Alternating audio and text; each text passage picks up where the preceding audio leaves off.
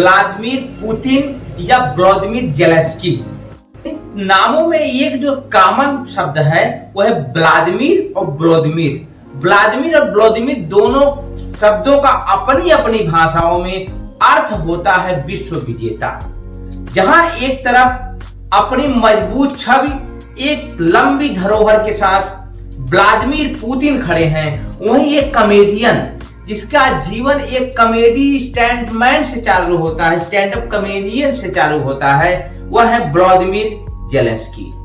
और इन दोनों शब्दों की अर्थ की हम बात करें तो अर्थ होता है विश्व विजेता। आज इस दुनिया में जो एक मजबूत जो दो देशों के बीच जबरदस्त संघर्ष चल रहा है, उससे आप लोग अपरिचित नहीं हैं, उससे आप लोग अनभिज्ञ नहीं हैं। वह है यूक्रेन और रूस के बीच चल रहा 24 फरवरी 2022 से एक ऐसा संघर्ष जिससे पूरी दुनिया प्रभावित हुई है।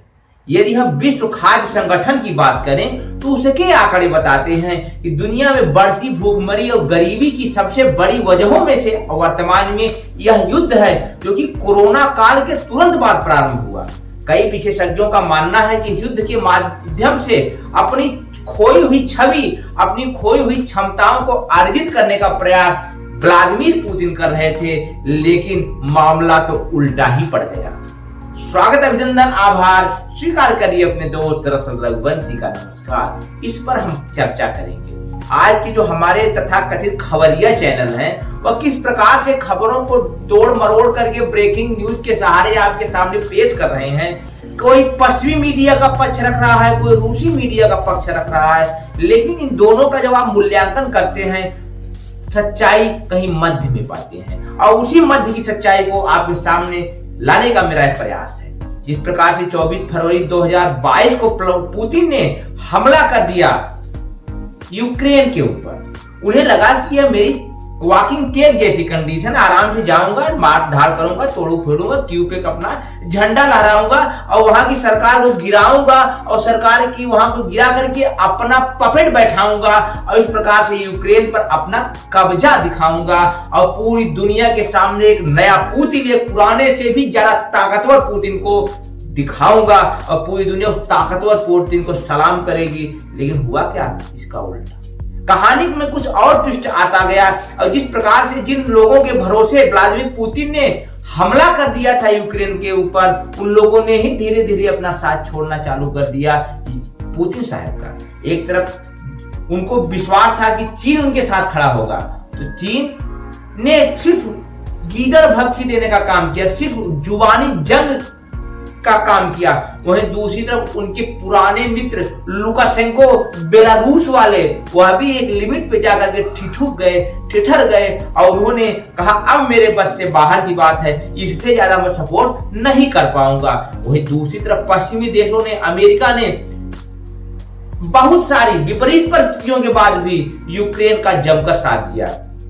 ढेर सारे आर्म्स, ढेर सारे वेपन्स सप्लाई किए, जिसका आज नतीजा यह है कि जो युद्ध एक तरफा होता जा रहा था रूस के पक्ष में, आज उसमें यूक्रेन एक मजबूती पक्ष के साथ खड़ा हुआ है। आप कह सकते हैं लीडिंग एज पर खड़ा हुआ है।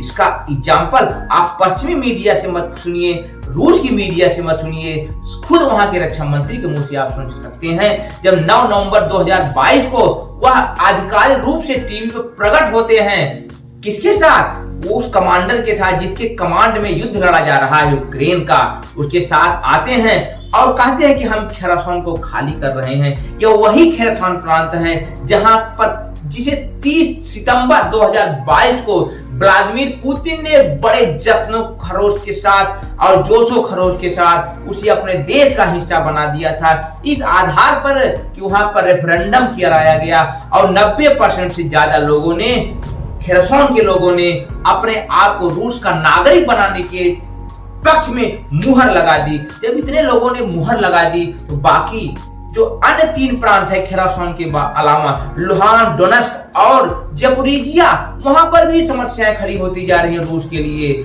जहां खेरसन उसे छोड़ना पड़ गया, वहीं ज़पोरिजिया में भी जो राजधानी है उस पर यूक्रेन के लड़ाके, यूक्रेन के सैनिक अपना कब्जा जमाए बैठे हैं और जो वहां के रूरल एरिया है वहां पर अपने कब्जे के साथ लगातार कमजोर होता जा रहा है रूस।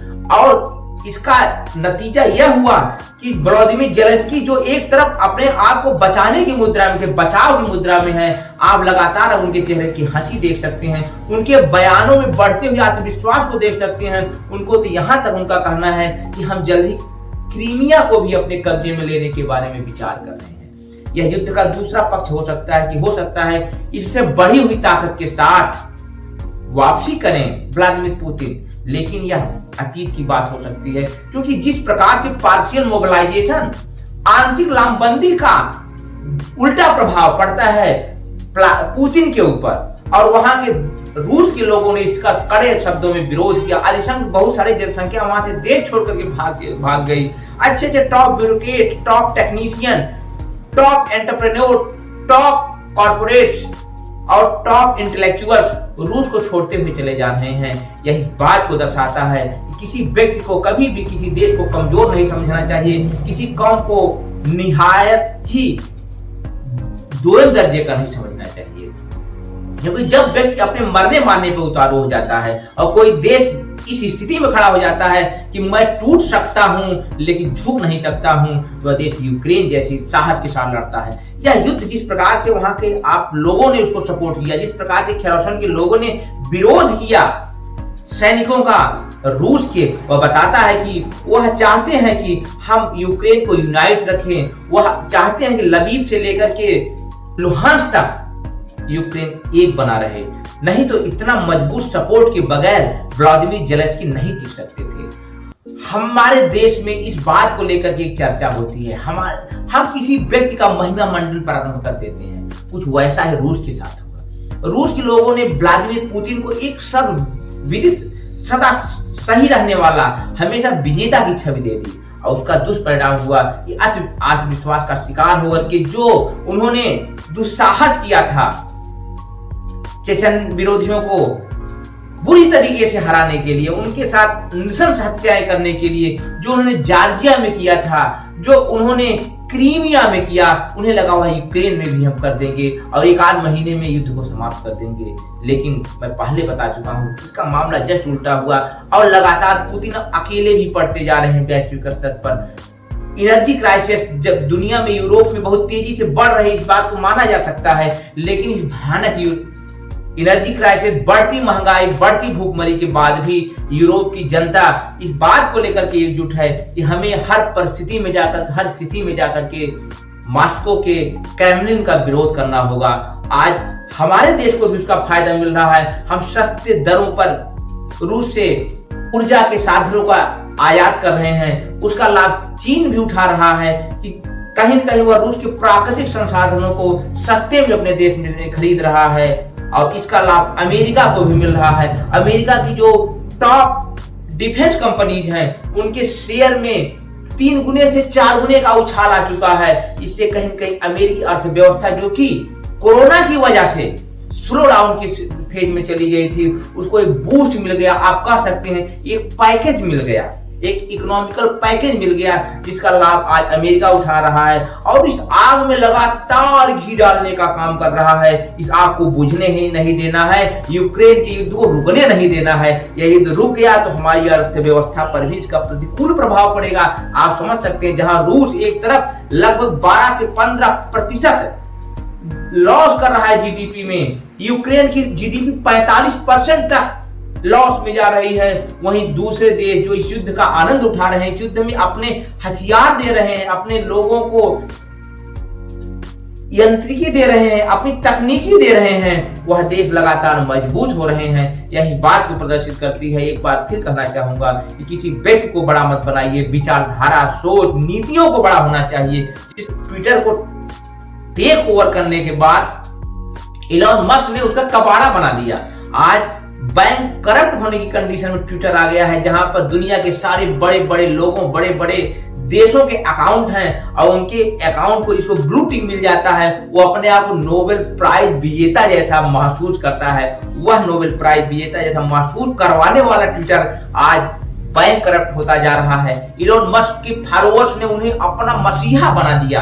तो मसीहा बनाने के लिए नहीं, इंसान को आप एक पद दीजिए और उसे सवाल कीजिए। वैसी ही कुछ कंडीशन अपने देश में भी है। डॉलर लगातार महंगा होता जा रहा है, बेरोजगारी लगातार बढ़ती जा रही है, अर्थतंत्र अर्थशास्त्र हमारी आर्थिक व्यवस्था लगातार कमजोर होती जाती है, चाहे वर्ल्ड बैंक के आंकड़े हों, चाहे हमारे रिजर्व बैंक के द्वारा दिए गए डाटा हो, उसके आधार पर हमारी जीडीपी भी जो एक प्रोजेक्टेड ग्रोथ को लेकर के चल रही थी उसे कम होती जा रही है। इसका नतीजा भी हमें भुगतना पड़ सकता है। हमें भी इस बात पर चलना होगा कि हमें मानव चुनना होगा, इस देश को चलाने के लिए नेता चुनना होगा, मसीहा नहीं कोई आने वाला जो आपके जीवन में चमत्कारिक परिवर्तन कर देगा। आप अपनी जिम्मेदारी खुद उठाइए, अपने आप को खुद जागरूक करिए और ध्यान रखिए गौतम बुद्ध की ये बातें, महात्मा बुद्ध की बातें, अप दीपो भव, अपने प्रकाश खुद बनिए। दूसरे की लाइट के बल पे अपने आप को चमकाओगे तो जब लाइट बुझ जाएगी तो अंधेरे में आ जाओगे। इन्हीं बातों के साथ विदा लेता हूं, इस उम्मीद के साथ कि जल्दी ही आप लोगों से फिर मुलाकात होगी एक नए। हमेशा की तरह एक निवेदन जो मेरा हमेशा आपके साथ रहता है, इस चैनल को सब्सक्राइब करिए, इस वीडियो को शेयर करिए जन जागरूकता के लिए, इस वीडियो को लाइक करिए मेरे उत्साहवर्धन के लिए, और साथ ही साथ अपने कमेंट के माध्यम से अपने विचारों से मुझे अवगत कराइए, जिससे मुझे समझ आ सके कि कहाँ मुझसे गलतियां हुई, कहाँ मैंने सही बातें की। इंतजार रहेगा आप लोगों का एक नए वीडियो में।